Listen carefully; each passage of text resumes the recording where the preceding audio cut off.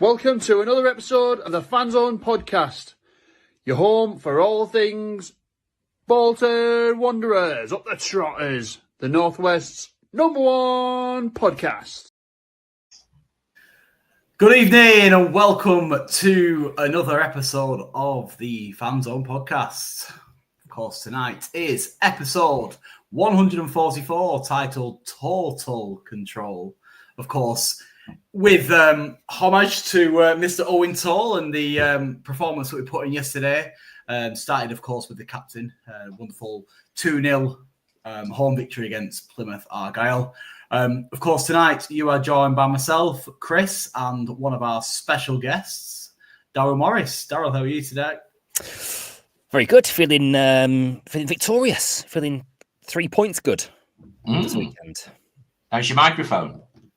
My microphone is being propped up at the moment, Chris. I'm glad you asked. Thanks very much. That was a real scramble. It's fallen apart. It's literally completely fallen apart. Brilliant. Sorry, I had to get that in there. For those who weren't privy to our sort of pre-show banter, Darryl's mic fell to pieces, literally, in front of him. It's going really well. All good. All but we're here. We're here. And we're not on our own. We're not on our own because there's plenty of people joining the chat already. Channel members, Pete, good evening to you. Pete, Jordan, hello to you, legend.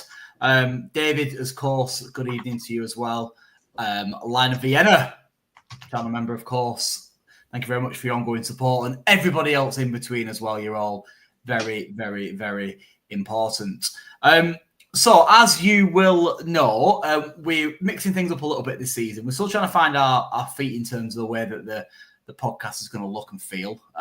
But we are open to suggestions in terms of the structure. But we are very much piloting for the time being. So, we'll get straight into it. I'll start with you, Darryl. Obviously, a convincing 2-0 victory yesterday. One can't complain, given the first home game of the season. Is that a sign of things to come, do you think? And have they kind of set that bar pretty high now as far as the rest of the season's concerned? Well, I hope so. And I think, it's interesting really because it's been fascinating watching the lots of those kind of pre-season YouTube blogs and vlogs and bloggers and things and people sort of picking out how they think the League One season's going to go for each team, and we haven't really been like mentioned a lot. We've been sort of quite notably absent, I think, in quite a lot of those. They've talked a lot about some of those teams that have come down. Obviously, Huddersfield kind of expected to be up there, Stockport, etc. And I think that there is. I sort of felt going into the start of the season that there was a lot of uncertainty about how we were going to play. And what we were going to be like. And I think if you sort of look at a lot of the players that have come in, there's been probably about as close to an overhaul as we're ever going to get. And if you look at what's come in, we've got a lot of players who aren't particularly proven really in this league. They've come in from abroad, in the case of Gale, or have come from the fringes of Premier League teams or Championship teams, in on loan, or we've bought them. Simon's obviously had a season with Wickham. But obviously had been with Hull before that. So I actually, there's been quite a lot of sort of, we like certainty as football fans, and it's been interesting watching people go, yeah, we're going to smash it, or no, it's going to be terrible, or we're going to be mid-table. And I honestly think that I honestly think the honest truth is we actually we don't know. We don't actually really know how this is going to go. And I think what we got yesterday was probably the sort of the closest that we're going to get to a positive answer to that question, which is they looked hungry. The style of play was good. It was great to see us be much more aggressive and much more direct. Seeing Burstow in the box was brilliant, and kind of like getting in between the sticks and being in the right place. Incredible distribution, much tighter at the back. skill and agility and strength from our wingers. I think a lot of things clicked into place yesterday. There's still a lot of road ahead for them and still a few things for them to fix. But yesterday was, I think, the first time that we sort of went, okay, that uncertainty is starting to turn into something a little bit positive. Yeah, I think as far as personnel's concerned, and obviously the fact that, like you've touched upon, we've got players who have come from lots of different places and aren't quite too familiar. I think that was quite a mainstay of Schumacher's time at Plymouth when he was there. A lot of the players that he brought in who then went on to either play in the Championship with him or went on to, you know, better things he got from unknown areas. Chris, obviously, a lot can be said about Mr. Colsby-Dewberry, however you would like to pronounce his surname. Struggling with that one a little bit. But you, of course, sit in the East Lower, should I say. You would have seen quite a lot of him in that second half. Is he a big reason as to why we went on to win that game so comfortably? It was ridiculous at times. I think there's a clip that's doing the rounds. The game was won, but there was a Teddy Sharman low clearance which came down with snow on it, and it was literally directly in front of us. And if you've seen the clip, you'll know what I'm talking about. He had a player at his back. He plucked the ball out of the air, and it never went more than 50 centimeters away from him, and then he just burst onto it with pace. If he'd scored that, you're looking at. I'm not getting carried away here. You're looking at a Puskas contender. It would have been. It would have been ridiculous. It was just. But if you watch the clip, I think the thing that's most clear from it is the audible gasp around the bowl of the stadium. It was ridiculous. It was phenomenal. He was a big part of it, but a lot of. I don't want to get too carried away. I want to keep him out of the limelight for his start because I don't want Brighton recalling him. And obviously he's going to have a target on his back. People, teams are going to double up on him. Teams are going to hit him hard from the get-go. Think about what happened with Paris at Wembley, etc. He's an outrageous talent, but, and it is a big but, there was so many excellent performances yesterday that will inevitably go under the radar because we played so much of the game without the ball. I think we had 35%-ish possession. And the way that we controlled and triggered the press, the way that we won the ball back, the way that we hunted in packs, it was frightening. It was utterly frightening. Plymouth were poor.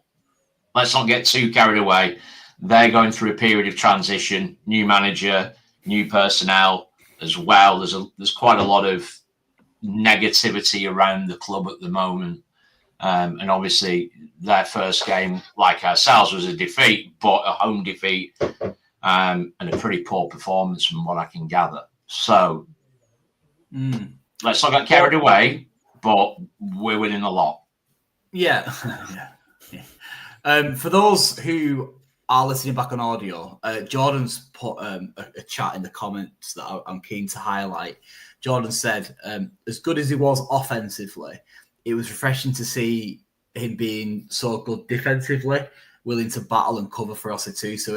And that wasn't him, it caused Dewberry. It was also Gale on the other side as well. I was pleasantly surprised the amount of off-the-ball work that them lads put in, because I think there was a bit of a conversation or an element of misconception over the summer that they might have had a little bit of work to do defensively. It did help Gale that he's got arguably the best left back we've had since Marcos Alonso playing for us in not to get too carried away. Well, fire with the young lad. But wow. Yeah, we'll get on to man of the match shortly. But it's great to see everybody in the chat. Of course, tonight's episode is myself, Chris, and Daryl. You'll see some absences. We want to wish Ange, more importantly, a very, very, very happy birthday, because that's one of the reasons why she's not here tonight. But in homage to Ange, and of course in homage to our sponsor, I'd like to run a quick mid-roll just to kind of say thank you to Loving My Socials on behalf, of course, Ange. Loving my socials.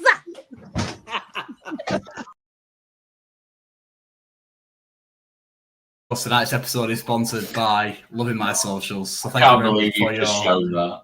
ongoing support. Perfect opportunity to have a little chat about man of the match. Obviously, we've touched upon a couple of the players already. I'd love it in the chat for you all to get your man of the match in the chat. Of course, Chris is controlling them buttons tonight, so he'll bring your comments to view. I'm going to start with our special guest, Daryl. Daryl, can you give me your thoughts and opinions of the man of the match, please? Firstly, happy birthday to Ange, Absolutely. who is my cousin, and I didn't even know it was her birthday today. So that's poor form from me, isn't it? Very poor. Yeah. So take this as my birthday text to you, to you, Ange. I think, look, I think there's an obvious candidate, isn't there, in Mario? And I suppose, I think he's probably, I think it's probably, it's a no-brainer. That touch alone, that gasp, as you say, Chris, around the stadium as he brought that ball down and ran at the players. But I think not just because he was exciting, but because he was about as sort of full of the product as I think I've seen us have in a winger and in a player really in a while. As you said, he was. I must admit, the first sort of like 5 or 10 minutes, I thought he struggled a little bit to get beyond them. And there was a couple of occasions where he got into that flank and just ran into the man or was taken out of the game or whatever. And I sort of thought, I said to my granddad, I said, he's too small, him. He's not physical enough. And then like the next 70 minutes, he like just bullied him down the line, didn't he? So he was brilliant. He was physical. He was aggressive. He was kind of, offensive, kind of like, progressive with the ball, getting the ball in brilliant areas, not afraid to get stuck in. So he would certainly be my choice. And I think obviously Conway's in with a shout as well. And as is, it's hard to give it to the keeper when he didn't make a save really, but the distribution was excellent. But I do just have to mention, Chris, you were saying that you saw a lot of that wing work down your, on your side. I sit opposite you on the other side, and I was right in front of me was Sheehan's tackle, where he took the ball beautifully and then sort of played a beautiful ball forward as well. Stephen Schumacher said it was a torn set-in tackle, that, Daryl, didn't it? Changed the game. It did. It absolutely changed the game. It absolutely did. 100%. And I think that goes to show, that's something that we've really missed in recent years. And, none of us want to sort of spend the next season, harking back and talking about, what we've missed and stuff. But I do think that not being physical enough and not getting stuck in enough in midfield has meant that I always remember there was a really funny clip of Roy Keane during during a match, and he was saying, I can't remember who was playing, but they weren't really getting stuck in, and he was saying, like, sometimes if I felt like I wasn't in the game or we weren't really, I'd just smash into somebody. Yeah. You know that clip, right? It just makes me feel a bit better. And I think, I think there's a real truth in that, right? There's a real truth in just, if things aren't going, just smash into somebody, get the ball like you did, and you're right, that massively changed the game. But anyway, it's a long way of saying a Mario for me. I'm using his first name because, as you say, it's a mouthful of jeopardy. Trying to say his surname. Go on then, Chris. Whilst you give him yours, I'll run the chat quickly whilst you're in. Please continue to put your man of the match in the chat. Yeah, absolutely. Yeah, I don't think I think obviously mentioned it earlier that the team performance was excellent, and I think the shouts to man of the match in the chat echo that. There's just so many variations. Toal, Sheehan, Simons, just so many. I think for me, I'm going to get. I know you are. What's what? You're going to say what I'm thinking. I know you are. I can tell. I'm going to go with Simons. Oh, maybe not. Fair enough.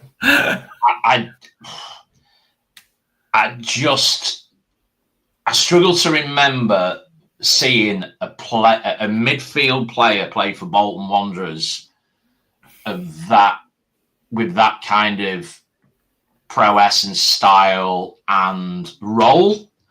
I think we've not really had that enforcer, and we've gone on about it for months and months and months, how we've needed it. And to see one as competent and as capable as he is phenomenal. I thought he was brilliant yesterday.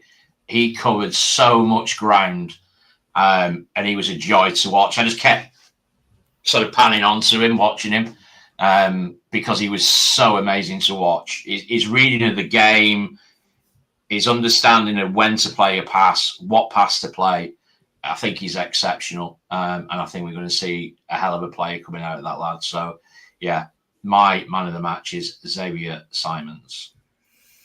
Yeah, difficult this, isn't it? I think like we touched upon at the beginning, there was so many good performances yesterday. Some of these performances, like, I kind of expected, I guess, because first game of the season, all these players have played at a higher level, or some of them have, especially the likes of Simons and one or two others, and Mario, of course, coming on loan from Brighton, who played in the Championship last season. So I was kind of expecting them to be the best players on the pitch, rightly or wrongly, which they were, apart from one player. And the reason why I'm going to give it to this guy is because I thought I wasn't expecting the kid to be as good as he is, if I'm honest with you. I know you're going. Yeah. I think coming from our academy, obviously, it's always nice to see a player come through. I think the last one really of any note is probably Rob Holding, I think. Probably the last one of a player that you look at and go, yeah, he's got it in. You can tell he's going to play higher. I don't want to get carried away with Max Conway because it is literally only 2 games. Yes, he played on loan at Crewe last season. And that kind of leans into a little bit of how good he is, really, because I think for what you can say about Crewe and their fans is, let's be honest, they know a good player when they see one. Yeah. They've had a lot of good players come through their system, and their fans will wax lyrical over him last season, so that tells you quite a lot. Yes, it's League Two, but I think he's backed that up because the first 2 games for me, I think he's been our man of the match. I think Max Conway was excellent, the way he reads the game, the way he gets forward, the way he covers his centre half. He's just got that all-round package. But the biggest thing for me is how composed he looks as well. The lad looks like he's played over 150 games for the club. He doesn't look out of place whatsoever. No nerves, no fear. I don't want to get carried away, but you can certainly see he's got all the minerals to play at a lot higher level than this godforsaken division that I'm sick to death of. So, yeah, I think Max Conway was fantastic yesterday and my man of the match, personally. All special shout-outs to the keeper as well. I think he organised and orchestrated his defence very well. Distribution's fantastic. His commanding of his area was great and clear to see that he's got a lot of ability. Burstow as well. I thought there was a shout for Burstow in the chat as well. I thought it was really, really good, like the way he ran the line. A perfect example of why we shouldn't judge a book by its cover. Like obviously jumping on him before he'd even kicked the ball. A lot of good performances, like the 2 lads that you've mentioned. Sheehan, I thought, was excellent in the middle of the park. I think he's upped his game a little bit. I think since the calibre of the player that have come in the centre midfield this summer. So I think he probably realises that he needs to be a better version of himself as well compared to last season. And I think that tackle highlighted that, didn't it, Darryl, really, that you was referring to earlier. But yeah, I can't look past Max Conway. I think he was absolutely fantastic yet again. Definitely feels like someone's had a word, doesn't it, about that physicality? Particularly, I can't remember, I think it was I think it might have been pre-season Preston. I went to the Preston game pre-season and Randall had another... Maybe it wasn't Preston. Maybe it was Hibs or something. Anyway, in pre-season, Randall had a similar tackle where he got stuck in. It was a relative 50-50, and he really went for it and won the ball. And I don't think Randall of late last season would have done that. I think he'd have backed out of it. It definitely feels like a couple of those lads in midfield have had a word in the ear saying you've just got to be more physical. You've got to go for those challenges. The Conway comparison to Alonso isn't ridiculous. I think Ian. It's not. in the chat was saying physically, I probably should have said that. Really, no, I don't think it is. I mean, obviously, it's different. It's obviously different. But he physically he's kind of similar. He moves in a similar way. Carries the ball in the same kind of way, and is an attacking threat in the same kind of way. I think you're right. I think that's actually a really good comparison. Yeah, I think if he has like a quarter of the career that Marcus Alonso had, I think he'd be pretty happy with that, wouldn't he? To be fair, I think he literally won everything, didn't he? Can we, Paul, if you don't mind, something's just popped into my head, and it was Liam who's kind of triggered it. Talked last week of George Johnston attracting attention from the Championship, so Preston, QPR, I think were also mentioned. You know what?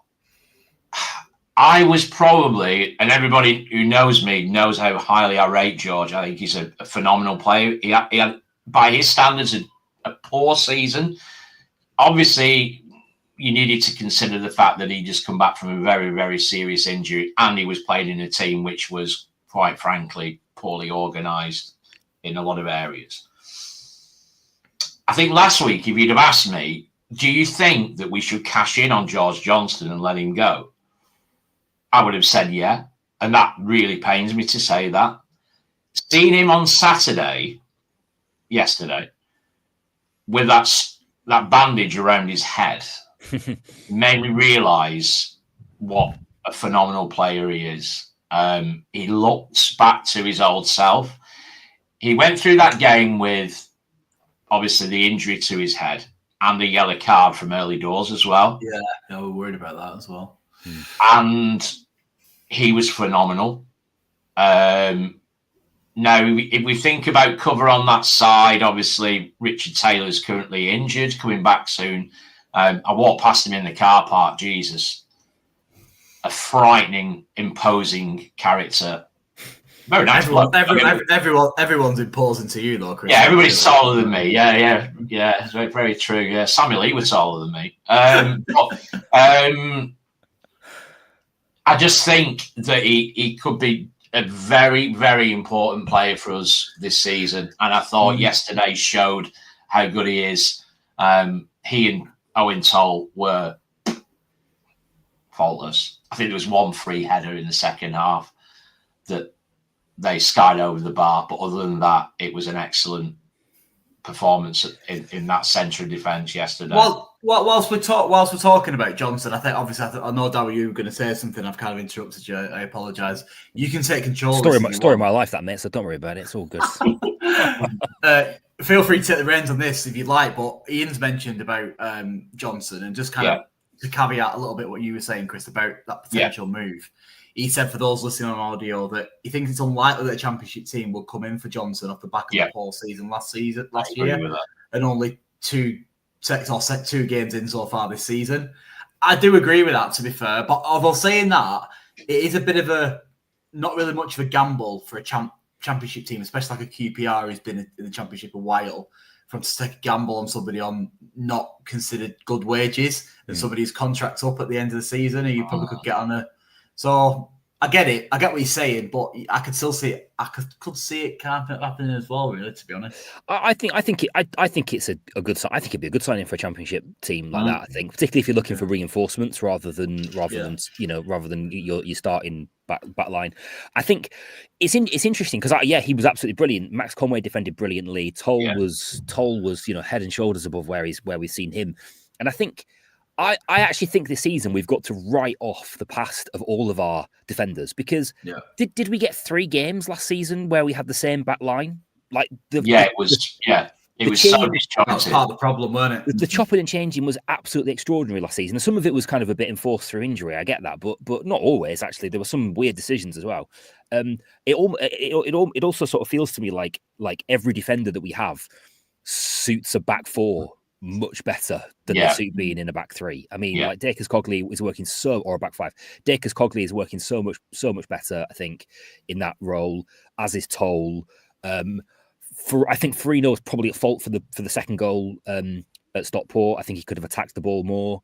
But, again, I think he's a really great player and I want to see him. I think the tricky thing with that is that we need to not do what we did last season and we need some consistency. We need we need a first name on the team sheet back line, don't we? Who are consistent, they know each other, they communicate properly, they build a partnership, they build a rapport, and that's how you have tight defenses, and tight defenses win leagues, right? And win promotion. So that's gonna be if we can get that right, bring the best out of them, have the best in them playing in a back four, and have some consistency in that back line. That is going to be massive in terms of the difference between this season and last season. Yeah, I think, and you say that, and then how many changes did we make yesterday? Well, yeah, there's was it 5? And but I can see where you're coming from, because we were calling out for it. We were crying out for it. Just that consistency, communication, having that established sort of back line, and then build on from that. But I think your back line is different to the rest of your team, though, right? Yeah. For me, it feels like game to game, not a lot changes. That you need a different kind of back line, right? Like you're either a good defender, positionally, aerially, physical, can run back, all that sort of stuff, or you're not, right? Like what kind of game to game attributes do you need in a different defender? Apart from if you've got a really physical attack and a less physical attack, but even still, you should as a defender be able to deal with somebody who isn't physical, just as standard, right? I can understand changing your midfield around and kind of moving personnel around based on what kind of attacking game you want to play, but a defense is a defense for me, and and consistency and their relationship is as important as anything else. I think it's ironic that Colin should pop Mark Crowther's comment, because this all came off the back, and the reason why it came into my head. He and I had a conversation last night. I remember. I'm not sure if you remember it though.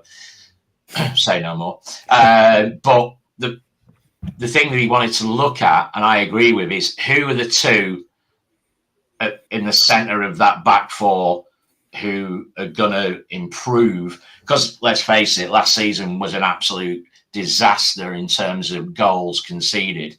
Who are the two centre halves who are going to centre backs who are going to be crucial to us having a better season this season? Toal and Jono, Toal and Farino. Who do we all think? Don't forget Forrester as well. Exactly. I thought I had a great end to the season last season, actually. So a lot of question marks over him. Not everybody's convinced, are they? But I actually thought he was brilliant last season, end of last season. I think you need to give, if it was me, I think, Toal and Johnson have just had a really good game together. I think you've got to give them, and they've played together a bit longer than some of the new lads. Yeah. I think you need to give them a bit of a run. I think consistency is going to be massive for us this season. It's going to be absolutely massive. And I'm really sick in the modern game of seeing players have a good game or two good games and then get dropped for tactical reasons. Yeah. Like you play, if you're playing well, you should be able to play well, right? Like you should be able to bring something to that game. And I think that if you're on a good run, I don't want to see it change. No, I agree. I think, to be honest, a lot of what we'll probably see happen this season is no matter who we play in that back two partnership, if we just like to refer to that for the time being, they're all going to look better than the last season. I think the reason for that is because they've got a solid 4 unit. They've got a goalkeeper who's behind him, who will eventually they'll get so much more confidence with, because he clearly can command his box well. But more importantly, they've got 2 sitters in front of them to protect them. So whoever that may be, whether it's any of the 2 new lads in midfield that we've signed, or Sheehan or Morley, whoever it is, they've got 2 players in front of them protecting them and reinforced. So I think it doesn't really matter. I don't think personally.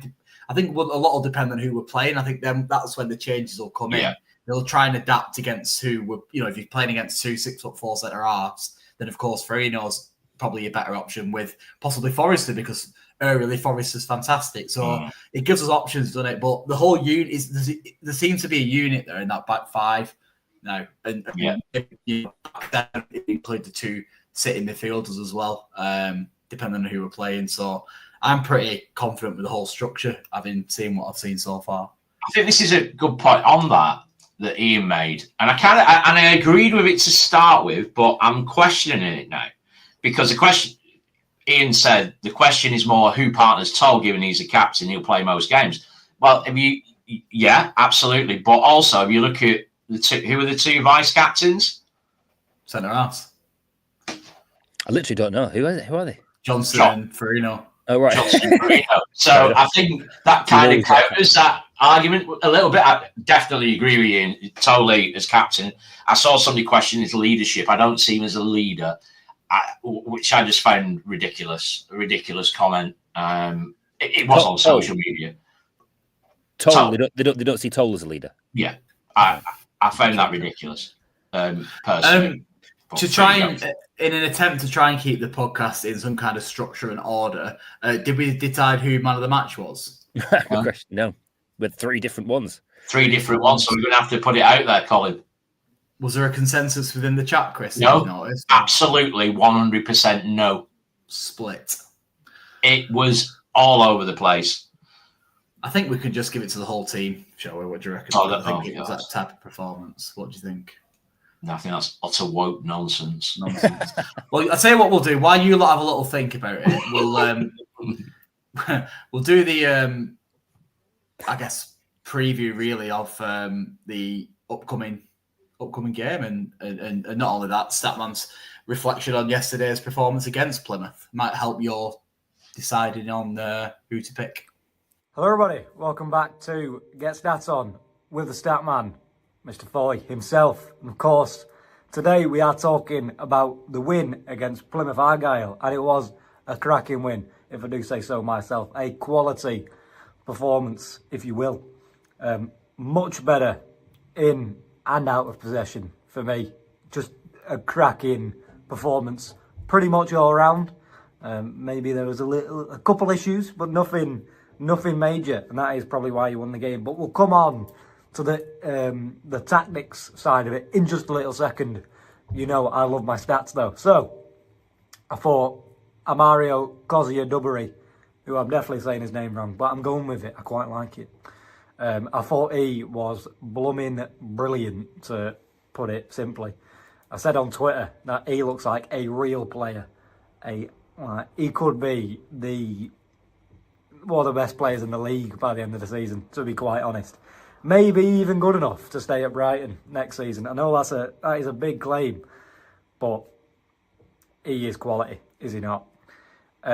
Just to dive into his stats from the game. So 4 chances created, which was the most of any player.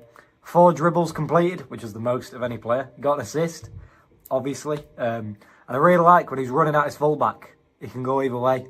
I know it's not a stat, but he can run outside, put a cross in on his right foot, or cut inside, have a dig on his left. Big fan of Kozia-Dubbery. I am. And then Max Conway, yet again, he is some player, isn't he? I mean, what is he, like 21? And he's playing his first game at home. And yeah, you wouldn't know it, would you? What a player. 2 touches in the opposition box from left back.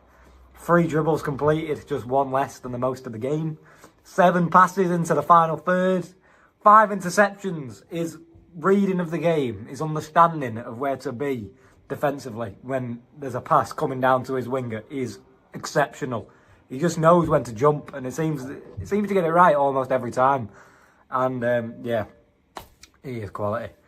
6 ball recoveries as well. I mean, yeah, he is some player. Big fan.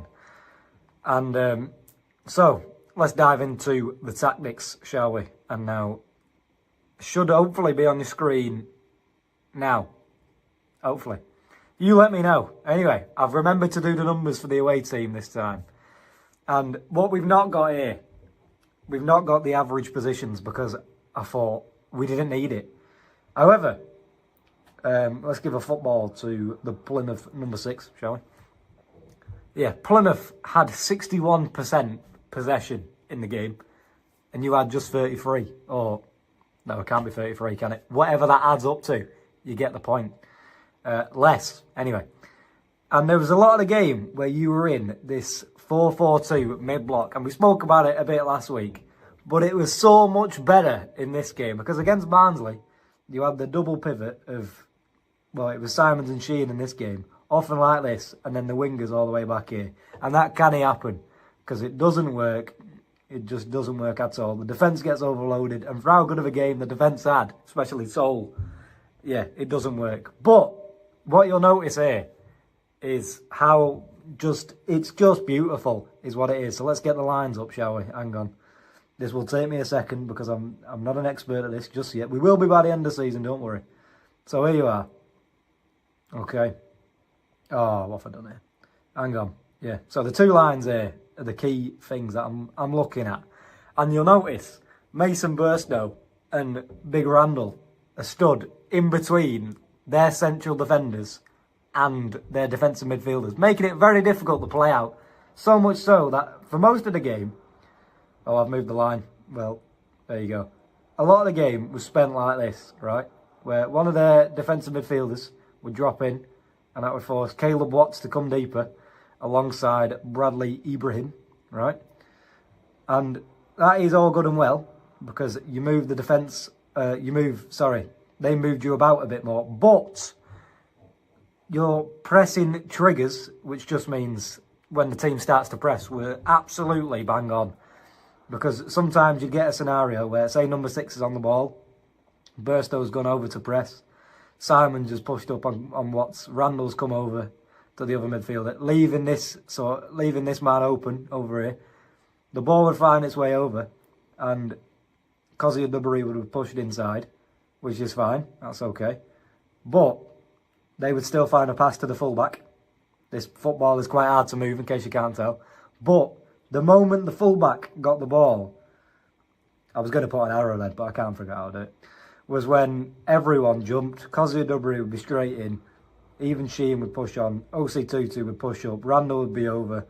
Simons would be over in the gap. Mason Burstow would be ready to pants. It just works. And then they'd force you back, and then you could get set again and get ready. They may have had more of the ball, but they did not do much with the ball. Anyway, the only other thing I want to point out on the tactics board... Oh, I can't move this football.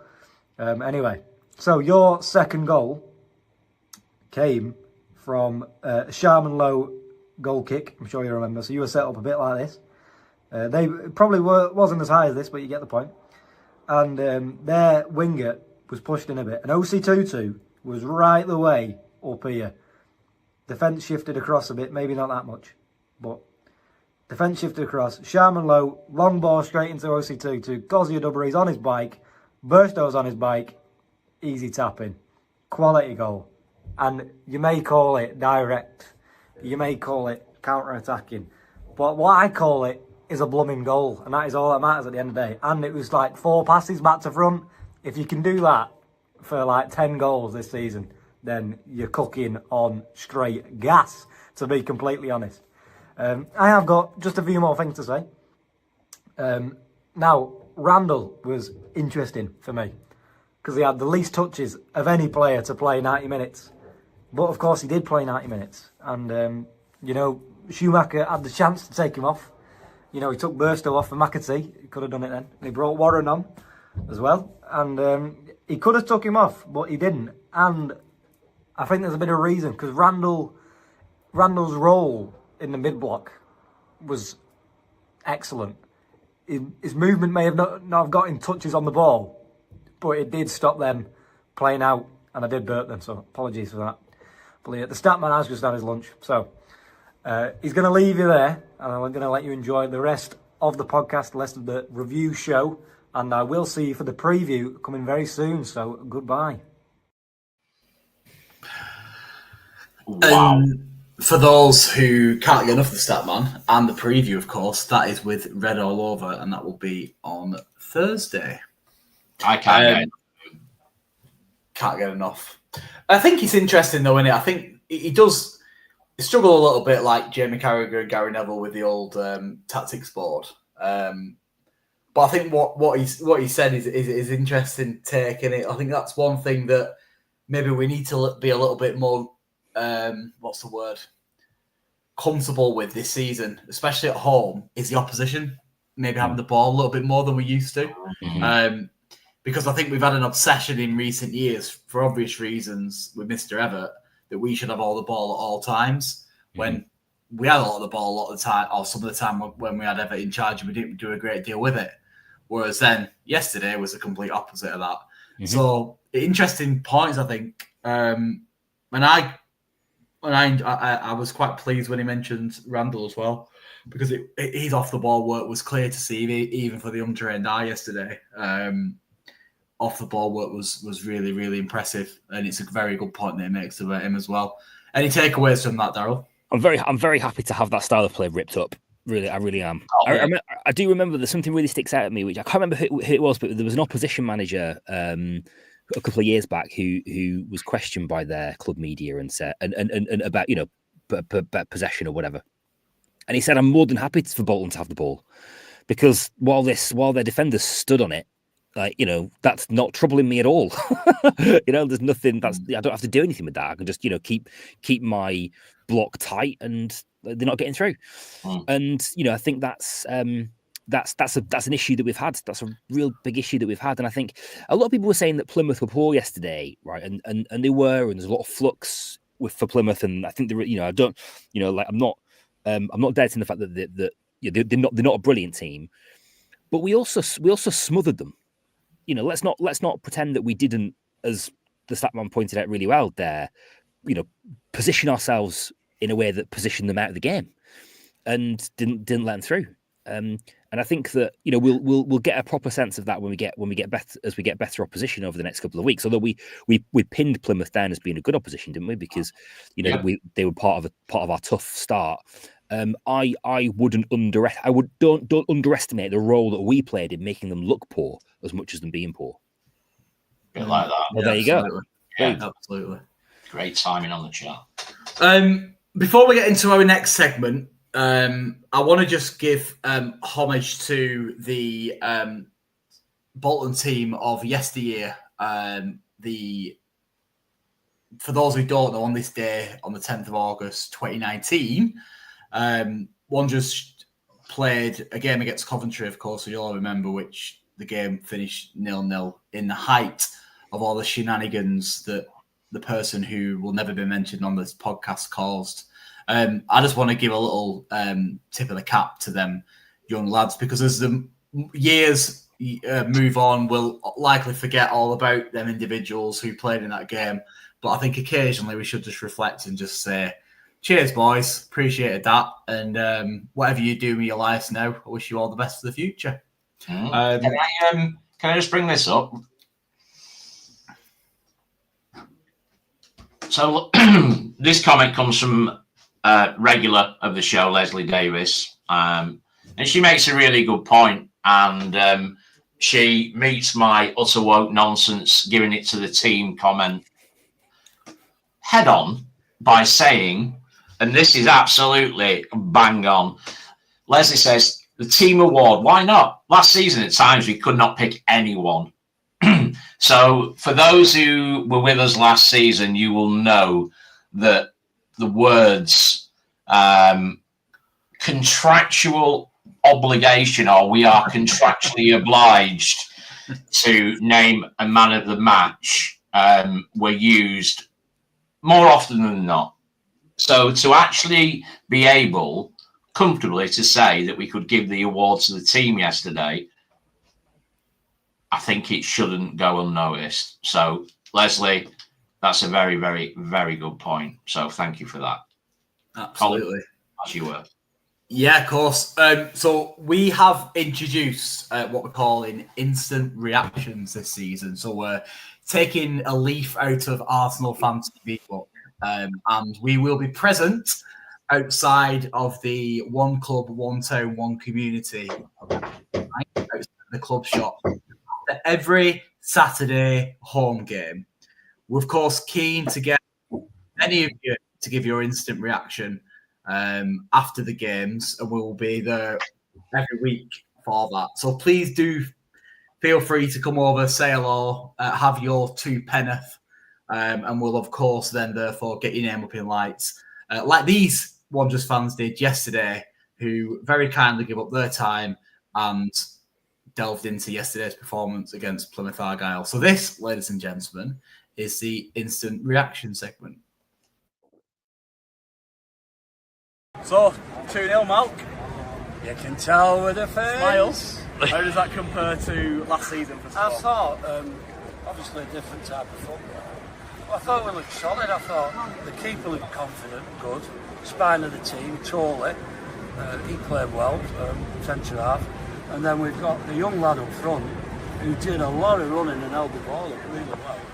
Played really well. And then, of course, we've got the new JJ coach from Arsenal. I thought, he run his heart out.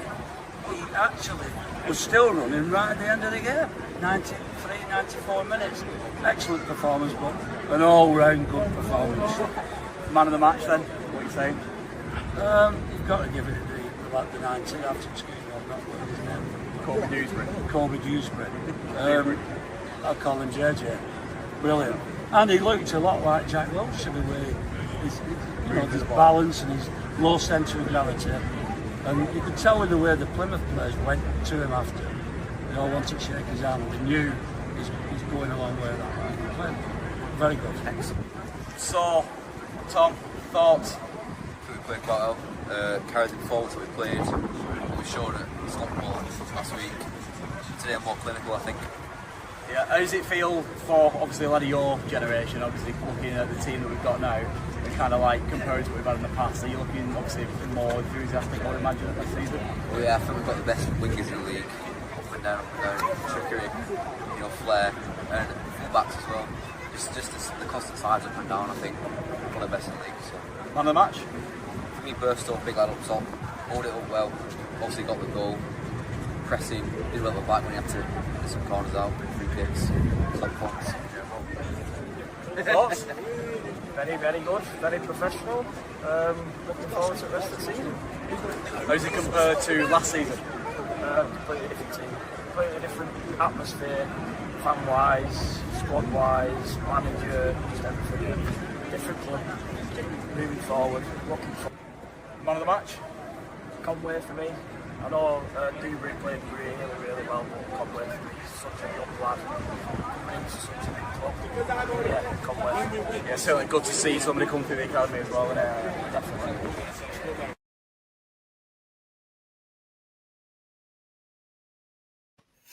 So that is our instant reaction segment. So please do, don't be shy. Come over, say hello, have your opinion, have your thoughts.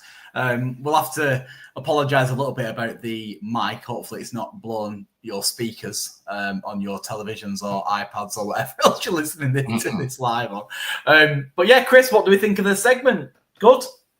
Unreal. Yeah? Absolutely unbelievable. I mean, this pod, right, it just never ceases to blow my mind. Genuinely. Just like great ideas, great guests. Although somebody did ask Daryl if you were streaming from the back cave earlier. I'm not sure what he meant by that. I'm at a studio in Media City, and I don't know how to work the lights here. So we can still see you. So you have to forgive me. Well, that's exactly all that matters. I'm lit. That's the most important thing. Exactly. But no, it's a great segment, and I'll echo your words, Colin.